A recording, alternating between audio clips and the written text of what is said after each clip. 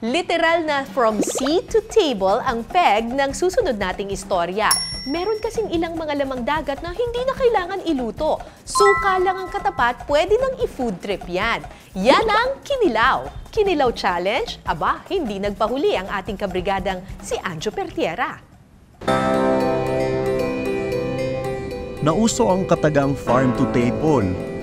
Pero alam niyo bang meron ding sea to bangka?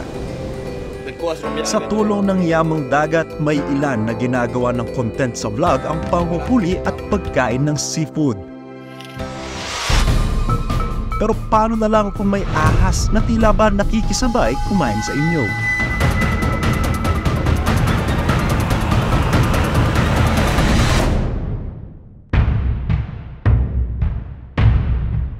Mag-ilaw tayo dito ngayon. Sarap to. Sa video na ito, makikitang nilalantakan ni Gemma aka Miss Kilaw ang mga bagong huling alimango, hipon at iba pang sariwang lamang dagat. Pero teka, hindi lang yata mga fresh seafood ang kanyang nahuli. Nakahilo na mga idol. Yan o, walo. Walo mga idol, nakahilo na oh. Nakahilo na. Tamkaw na na. Kanila po ah.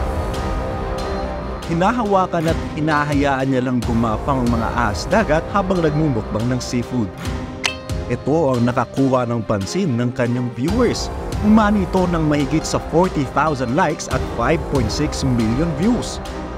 Inakala kasi ng netizens na ito ang makamandag na ahas na walok-walo at ang kamandag nito kayang pumatay ng tao sa loob ng 30 minuto hanggang 2 oras. Kaya ang mga followers ni Mrs. Kilaw napapa-OMG sa tuwing umaaligid ang mga ito sa tuwing siya ay nagmumukbang. Pero don't worry mga kapuso dahil lang kumonsulta kami sa eksperto. Nahilo na. Ang nilalang na umaaligid kay Mrs. Kilaw, file snake pala at hindi walo-walo. Halos parehas kasi ang itsura nito. Pero ang file snake wala naman daw kamandag. Hindi rin naman daw nila ito kinakain kaya sa tuwing mapapasama mga ito sa kanilang lambat, ibinabalik na lang nila ito sa dagat. O siya, kalma na at balik tayo sa mga lamang dagat na talagang kinakain nila. Bakit nga ba Kilaw ang napagtripang imukbang ng mag-asawa?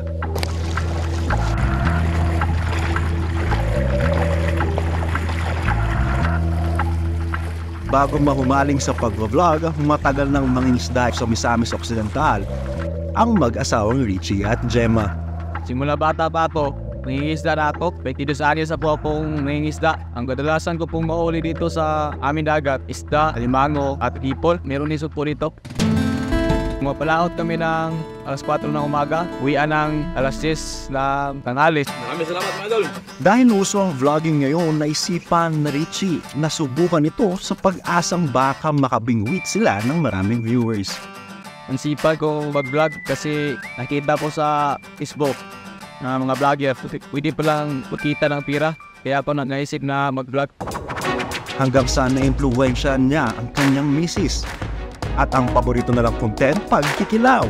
Isipag kong mag-content ng kinilaw kasi halos araw-araw na kami kinilaw palagi ang ulam. Sa ping mag-vlog ako, nagawa talaga ako ng kinilaw.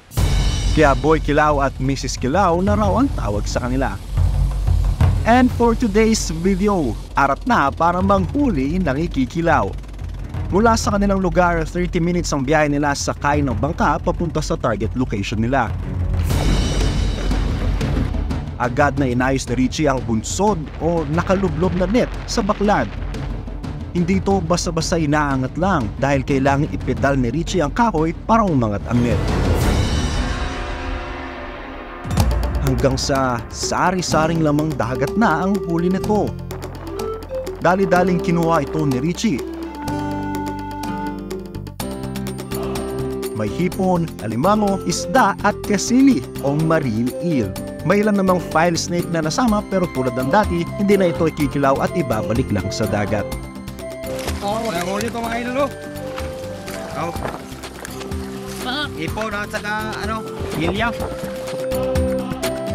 Marami-rami ang huli ngayong araw, kaya ano pang hinihintay? Mukbang na! Buhay namin yung kinikilaw kasi mismo pag muli, kinikilaw talaga namin. Yung hipon na kinikilaw namin, wala nang linis-linis. Pabalatan na namin at ito susunod sa suka. Pagkina. Kapag sinabing kinilaw, syempre hindi mawawala ang suka at kalamansi. Dagdagan pa ng bawang at sili. Tayo po tayo mga idol. Ano lang hipon at kinilaw. Kinilaw na alimango.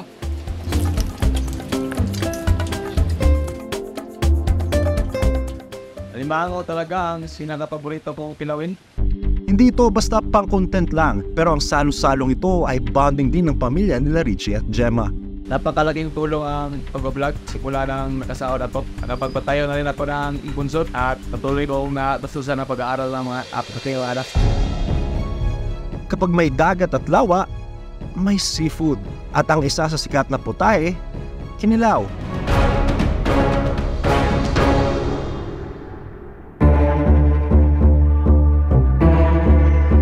First time kong sumakay ng balsa kaya excited na ako sa activity for today. Mga kapuso, andito tayo sa isang lawa kung saan, balita ko, kakain tayo ng tumatalon na hipon. Kaya sasamahan tayo mamaya ni Kuya Edgar para manghuli ng buhay na hipon. Tayo mismong kukuha niyan. Makikita natin mismo kung paano niluluto at paano pinaprepare. Balita ko ang tawag dito, kinilaw. Hindi pa ako nakakatry ng kinilaw, mas lalo na ng hipon o kung anumang seafood. Pero mahilig po ako sa seafood. Kaya naman oras na para matikman ko ang pinagmamalaki nilang jumping hipon na kinilaw. Samahan niyo ako. Tara. Magandang hapon, Kuya Edgar. Magandang hapon. Kamusta? Anong inaabangan niyo dyan? Ito, meron tayo ditong bubo na panghuli ng hipon. Hipon. Yes. Gaano katagal nang huli ng hipon? Siguro mga 1 week na. 1 week. So itong laman nito, pag hinila natin, ito yung pang isang linggo na huli nyo ng hipon. Opo. Hindi pala madaling manghuli ng hipon. Kailangan ng mahabang pasensya bago makahuli nito. Anong klase ng hipon meron dito sa San Pablo? Yung maliliit na hipon na native, Anong sinasog nyo dito? kalamansi at saka sibuyas. So kinilaw. Kilaw. Ito yung kilaw ang tawag. Opo. Ang daming laman nito. Ang daming laman nito. Sarap. Tara na, Kuya Edgar. Sige. Ilagay na natin yan, ikilaw na natin. Sa paghango ng mga bubo, may mga naman na itong maliliit na hipon. Saktong-sakto pang jumping salad. Ngayon, usong-uso ang tinatawag na jumping salad. Tatanong natin Kuya Edgar, no? Bakit nga ba tinawag na jumping salad? Kasi ang hipon, pag hinuli mo talagang tumatalon. Tumatalon. Kaya siya tinawag na jumping salad. Itong jumping salad, no, na kinilaw, ang pangunahing ingredients to, kalamansi at saka suka. So, pag pinagsama mo yung dalawa, ngayon pa lang nangangasim na yung gilagid ko sa takam. Para makahuli ng marami pang hipon, ibinaba muli namin ang mga bubo. Ready na akong ikilaw ang mga bagong haong hipon. Hindi mawawala sa ingredients ang suka, kalamansi at asin. Ngayon, makakasama ko naman si Ate Tina. Siya ang tutulong sa atin sa paggawa ng jumping salad. Ate Tina, anong pinakaunang gagawin natin para gumawa ng jumping salad? Siyempre sir, ang una po natin gagawin, hugasan po natin to. Ate Tina, anong tawag natin sa mga hipon na nahuhuli dito sa Lawa, dito sa Laguna? Sir, itong aming hipon ay mas kilala natin kapag tinawag nating hipong palakpakin. Hipong palakpakin. Opo. Gano'ng kalaki ang nilalakay nitong mga hipong palakpakin? Ito sir ay lumalaki ng 1 inches to 3 inches. Ang hipong palakpakin ay kadalasang makikita sa freshwater lakes. Pagkatapos hugasan, pwede na itong lagyan ng suka. Bago mo ilagay yung suka, Ate Tina, alam mo ba kung ano sinasabi ng mga hipon pag nababad sila sa suka? Hindi ko po alam, wala. Alam mo kung ano? Tanong mo ako. Ano po yun? Ano po ang sinasabi ng hipon pag nilagay ko sa suka? Ang asim, ang asim! Narinig Okay ko lang po. dito yun eh. Pagkatapos ng suka, saka ihalo ang luya, sibuyas, sili at kalamansi.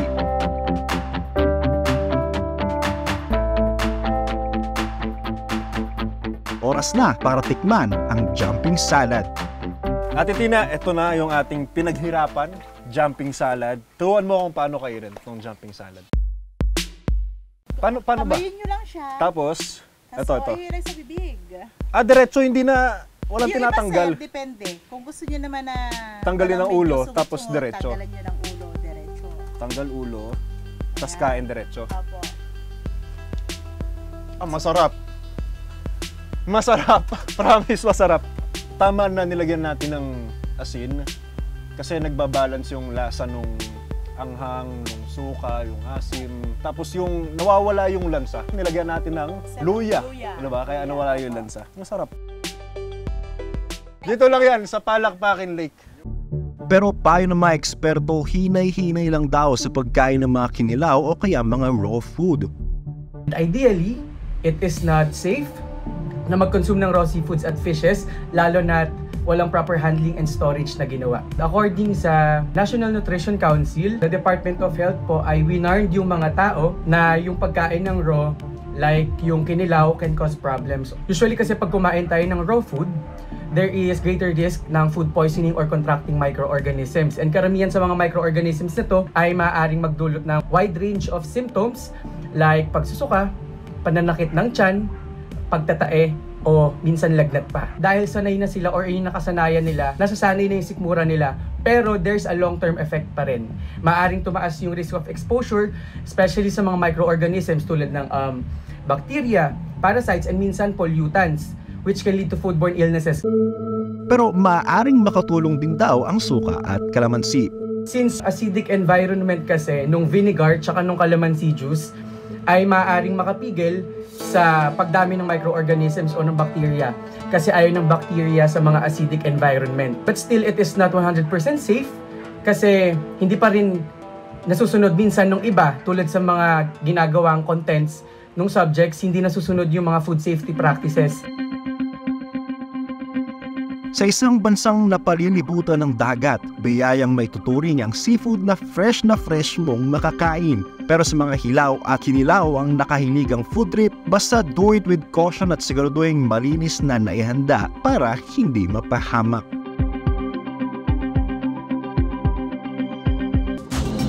Ako si Anzo Pertera, kasama sa Iisang Brigada.